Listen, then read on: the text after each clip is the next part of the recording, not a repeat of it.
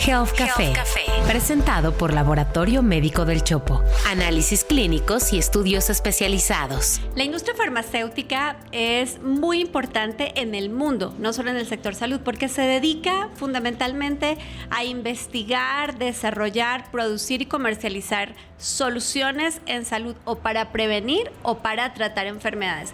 Y ello ha hecho que en los últimos 15 años la expectativa de vida de la población se supere en al menos un 40%. Lo que la gente no sabe, Fer, es que el desarrollo de un nuevo medicamento puede tomar entre 10 y 15 años. A ver, definitivamente que las inversiones que tiene que generar la industria farmacéutica, es decir, los laboratorios que generan estas medicinas o moléculas, son altísimas. ¿Por qué? Porque llevan un desarrollo de muchos años. Desde que se identifica una molécula o una vía biológica que afecta o que genera una enfermedad, se identifican estas moléculas, se identifican potenciales fármacos o sustancias que pueden modificar esa enfermedad. Una vez que se identifican, se tienen que generar proyectos de investigación, fases 1, fases 2, lo vimos en las vacunas, y eso puede tomar entre 5 y 10 años. Y luego vienen las autorizaciones, que usualmente son en Europa y en los Estados Unidos, y luego las autorizaciones de los países de manera regional, y todo eso se lleva 2 o 3 años adicionales. Eso es una inversión tremenda. Enorme. Entonces, creo que para la gente que nos está escuchando, además quiero agradecerles mucho que nos sigan a través de la plataforma de YouTube o de cualquiera de las plataformas de audio. Es importante hacer la diferencia entre lo que es un medicamento de innovación o de patente y un medicamento genérico. Un medicamento de innovación es el que ha sido desarrollado por estas compañías, grandes compañías internacionales de investigación y que ha logrado una patente de 20 años. Patente que está puesta para que el laboratorio pueda recuperar la inversión en el medicamento. Pero una vez que la patente se acaba, es decir, que se acaba ese término de los 20 años, entonces ya es posible que otros laboratorios de producción de genéricos que no investigan, pero que reproducen las fórmulas, las recetas para preparar esos nuevos fármacos, tengan la posibilidad. Lo que no quiere decir que los laboratorios de genéricos no tengan que hacer también pruebas de bioequivalencia, es decir, que el medicamento que están desarrollando como genérico funciona más o menos de la misma, bueno, muy bien, de la misma forma que el medicamento innovador. Y aquí va una pregunta para ti. Yo creo que es súper común que te pregunten en la consulta si a una receta tuya, mejor genérico o mejor el medicamento de patente, porque aunque la patente venza, el laboratorio puede seguir comercializando su producto. La pregunta es bien interesante porque tiene varias perspectivas. Uno, hay que tener mucho cuidado con el switching de medicamentos en las farmacias. Que esto es cuando el paciente llega y le dicen, entrégueme esto, y el dependiente de la farmacia decide entregar otra cosa o propone otras opciones. Así, porque nosotros por normatividad ya debemos poner el compuesto activo, aunque podemos sugerir alguna de las marcas de los laboratorios que lo desarrollaron. Si tú me preguntas a mí, hay ciertos fármacos que yo tengo mucha confianza en el laboratorio que se llevó años desarrollándolo y prefiero poner el principio, pero también la marca. Sin embargo, hay algunas sustancias o principios activos ya tan conocidos como la furosemida o como la metformina que podemos utilizar ya el principio activo como tal y la gente tiene la decisión en función, ahora sí, de su gusto y de su economía. Es importante que la gente decida adquirir los medicamentos en farmacias que tengan reputación, que tengan cuidado y confianza. Así es, porque además no importa si son genéricos o de patente, todas las compañías deben tener sus procesos para hacer vigilancia de los posibles efectos adversos que son probables en el uso de los medicamentos y con esto ir haciendo las modificaciones necesarias. Pero mira, para hablar del tema de la industria farmacéutica, nadie mejor que Cristóbal Thompson, presidente de la AMIF, para compartir con él algunas observaciones. ¿Cómo ves? Bienvenido, Cristóbal.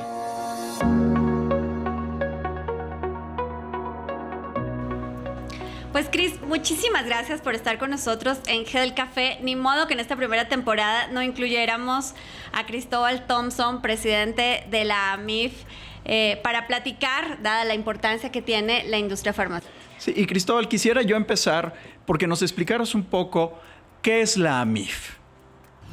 Sí, la AMIF es la Asociación Mexicana de Industrias de Investigación Farmacéutica.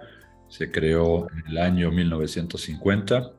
Este año cumplimos 72 años y representa 60 compañías, compañías de innovación farmacéutica, básicamente son 35 y las demás son compañías de investigación clínica, y hace un par de años cambiamos los estatutos y ahora tenemos aliados estratégicos, que son algunas compañías de dispositivos médicos. Cris, al comienzo del sexenio sé que fueron aguas muy turbulentas.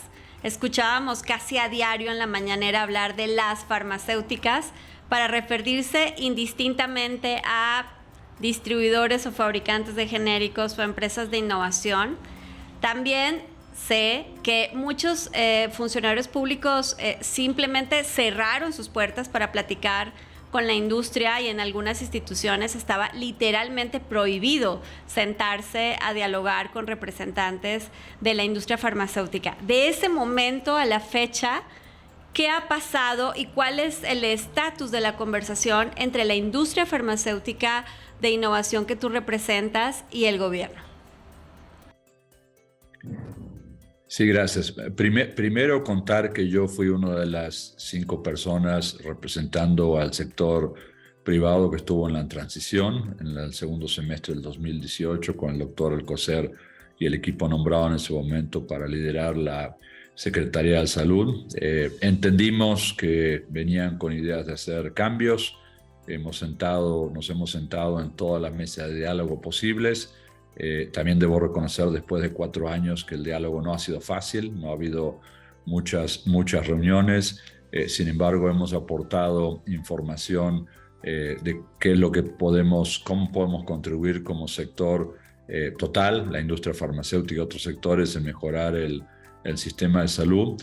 Y en este momento, bueno, estamos dando mucho seguimiento a todos los cambios, a IMSS Bienestar y a todos los nuevos cambios que está anunciando el gobierno. Claramente el proyecto del INSABI no funcionó. Creo que la misma administración ha reconocido que esto no ha funcionado, y esperemos que nuestra nueva iniciativa permita realmente integrar el sistema de salud con el propósito más importante de que el paciente esté al centro, que el paciente reciba diagnóstico temprano, tratamiento oportuno.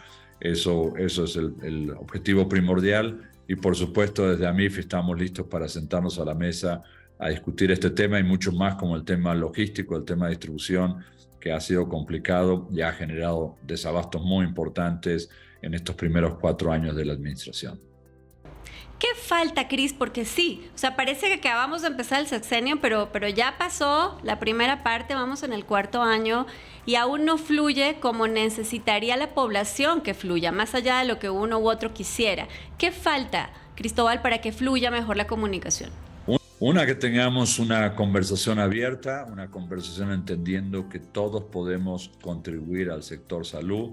De hecho, cuando uno ve el sector salud en su conjunto y la inversión total del PIB del país, datos en salud dice que más del 50% de los costos de salud están siendo pagados en forma privada, desembolso de bolsillo, que no es lo ideal.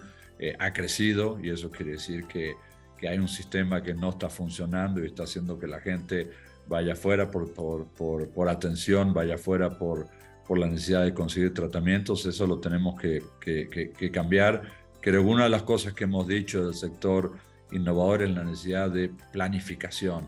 Realmente planear las compras es muy importante. Somos un sector que necesita entre 4 y 6 meses para responder. Eso quiere decir que si estamos hablando de tener medicamentos a partir de enero, ya en este momento ya estamos tardes en la negociación, y creo que uno de los aprendizajes es, si tenemos una buena planeación, nuestras plantas y las plantas de todas las compañías pueden hacer, que trabajan para México y para muchos países del mundo, podemos ordenarnos, podemos estar seguros que se puedan lograr cubrir los requerimientos de aquellos que ganan licitaciones. Entonces, lo que hemos pedido siempre es 4 a 6 meses de planeación clara, entender las necesidades, la demanda, que los procesos sigan transparentes, pero sí la necesidad de anticiparnos en 4 o 6 meses se vuelve fundamental para poder asegurar el correcto abasto de medicamentos. Y hablando de soluciones, Cris, uno de los puntos más dolorosos de los problemas que tenemos hoy en el sistema de salud es el desabasto de medicamentos. desabasto, que lo hemos dicho en otros espacios, ya existía, ¿no? Ya existía el paciente que iba a una farmacia de una institución pública y le decían de esto no hay, pero que sin duda también tenemos una situación que es más crónica, más crítica, más preocupante.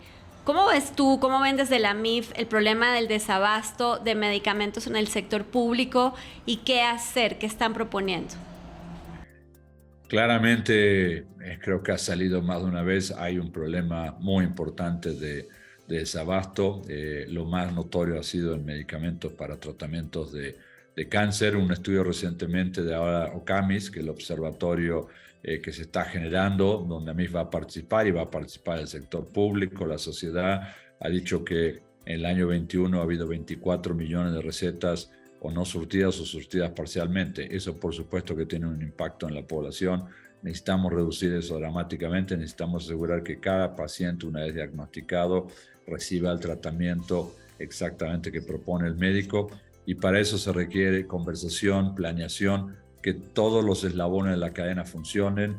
Necesitamos planeación, pero también se necesita saber quiénes son los operadores logísticos que entreguen en tiempo y forma en los institutos que así lo requieran. Creo que ahí está faltando conversación, sobre todo en todo el proceso a partir de que las empresas entregan el medicamento. Entendemos que hay un área muy importante de mejora en todo el eslabón, tanto saber quién es el que está solicitando el medicamento y que el operador logístico tenga la capacidad de entregar en tiempo y forma ese medicamento en el punto de consumo, que es en el sanatorio o en el hospital. Cristóbal y Juana, esto lo vemos nosotros en el día a día. Yo en el consultorio privado a diario veo pacientes que no encuentran los fármacos que uno prescribe en una farmacia convencional y tienes que estar buscando alternativas. ¿Hay alguna similitud en la problemática en el sector salud público como en el privado? Mira, el sector privado, la industria ha podido abastecer el sector privado. Por supuesto, estamos teniendo que adaptar en la medida que faltan medicamentos en el sector público.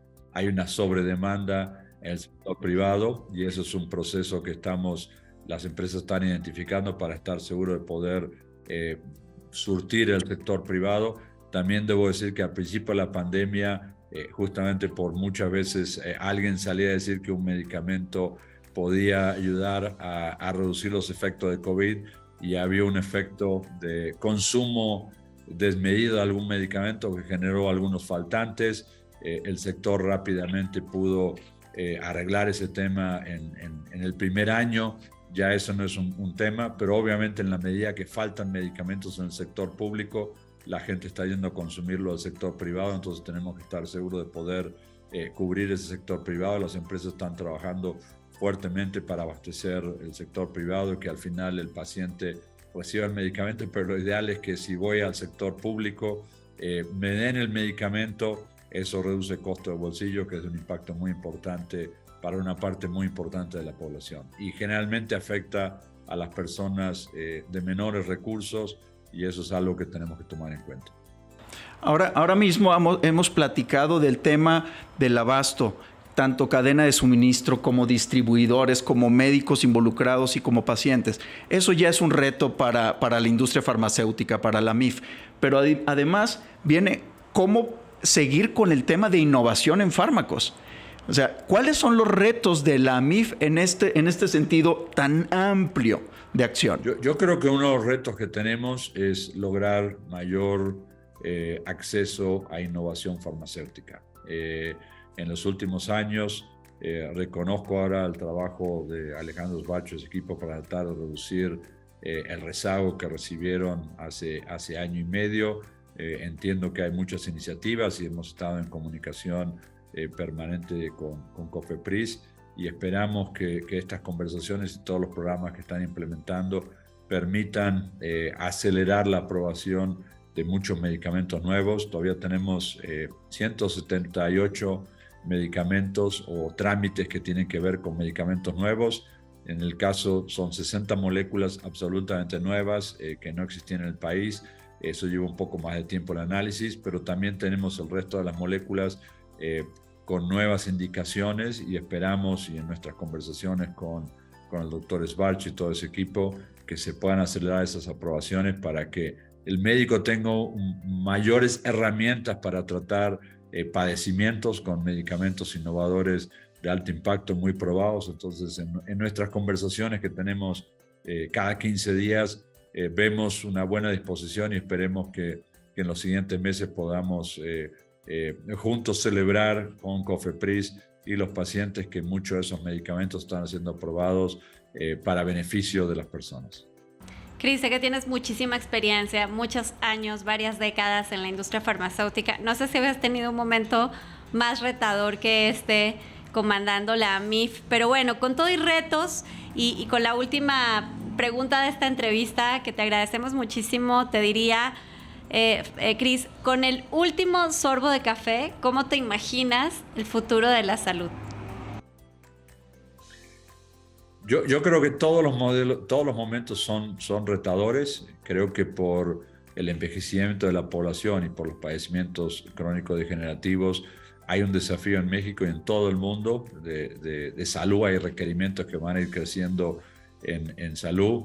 Un dato importante que siempre doy: hoy en el mundo hay más de 1.000 millones de personas arriba de 60 años. Hay problemas importantes como diabetes, temas de cáncer, y eso va a ser un desafío continuo. ¿Qué visualizo en el futuro? Claramente ahora en la transición necesitamos repensar el sistema de salud, cómo podemos poner orden, cómo podemos integrar el sistema. Creo que uno de los grandes temas es integrar el sistema. Hay muchos subsistemas en el país. Creo que la administración tiene claro que hay que integrarlo, el tema cómo lo hacemos de forma eficiente, que todos los jugadores que estamos en el sistema de salud podamos tener una buena conversación, porque todos podemos ser parte de la solución integrado, entendiendo que la Secretaría de Salud debe ser la rectora del sistema de salud. Así que estamos trabajando, y el futuro, imagino, medicina de precisión. Ya no va a ser todo, este medicamento es para todos los pacientes. Habrá que identificar exactamente a detalle la condición del paciente, qué tipo de cáncer tiene, y a partir de ahí cuál es el tratamiento ideal. Hacer un seguimiento del paciente para estar seguro que el paciente esté en control y que salga del sistema. Me parece que eso es muy importante, y realmente que se vuelva una realidad este tema, que la persona y el paciente al centro. Creo que lo decimos más de lo que está pasando, y creo que tenemos que buscar esas formas. Y algo importante es cómo capitalizamos todas estas iniciativas de salud digital, telemedicina, para poder llegar a las personas que están en lugares más lejanos, que eso sirva para capacitar médicos.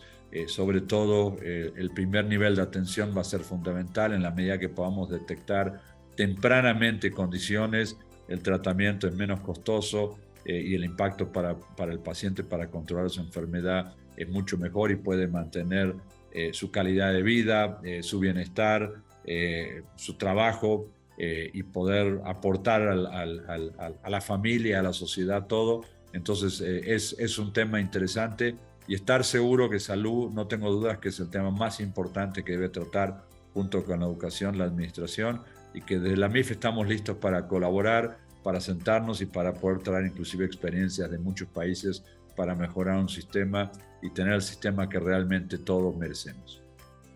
Así es. Pues bueno, mucho que hacer en el sector salud en favor de la población. Cris, pues muchas gracias por estar hoy con nosotros en Health Café. El futuro de la salud.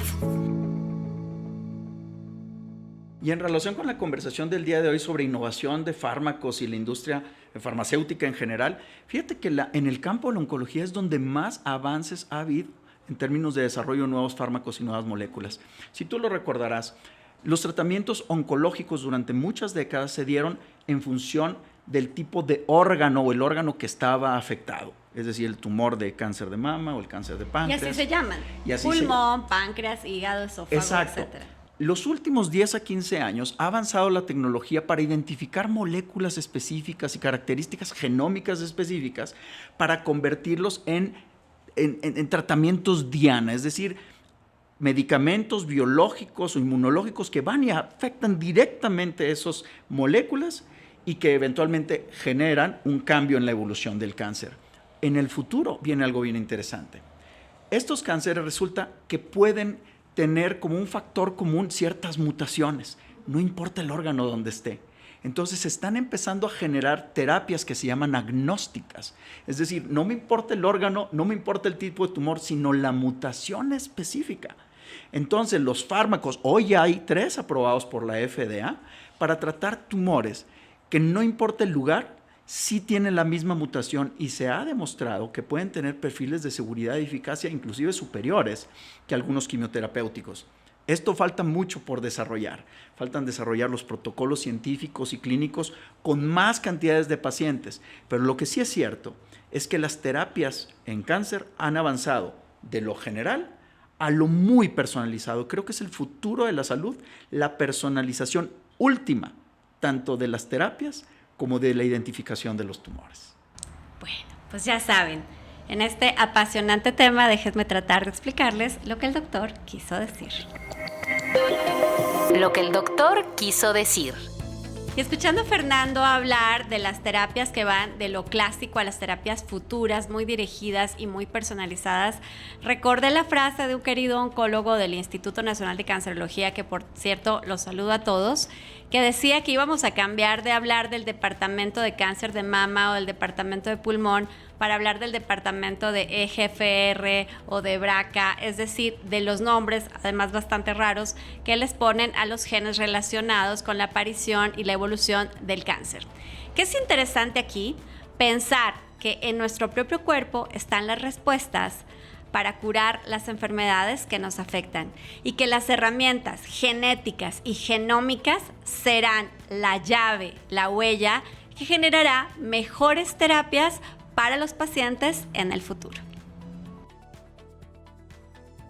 Bueno, y recuerden que si no entendieron nada, pueden regresar a consultar la columna del doctor Fernando Castilleja en expansión.mx/opinión con mi explicación, lo que el doctor quiso decir. Y donde quieran que nos estén viendo o escuchando, en cualquiera de las plataformas, en YouTube o en las plataformas de audio, no olviden en suscribirse para que no se pierdan ninguno de los episodios. Y yo prefiero que nos vean en YouTube, así que si nos ven, además cuéntenos de qué quieren que hablemos en Health Café y muchas gracias por seguirnos. ¿Y a ti te encontramos dónde, Fer? En F Castilleja MD. Y a mí en Twitter como @JuanaSoy. Muchas gracias y nos vemos pronto en Health Café. Esto fue Health Café, presentado por Laboratorio Médico del Chopo. Análisis clínicos y estudios especializados. Un podcast de Grupo Expansión.